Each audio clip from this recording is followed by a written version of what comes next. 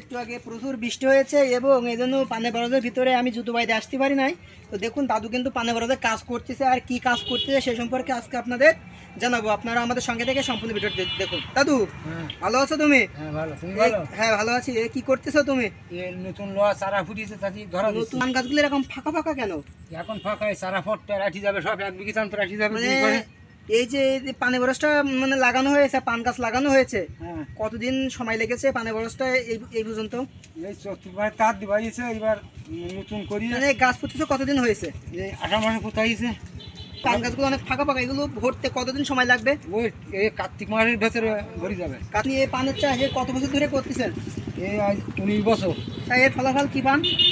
ভালো নালি কি আর করি। তা তো অবশ্যই।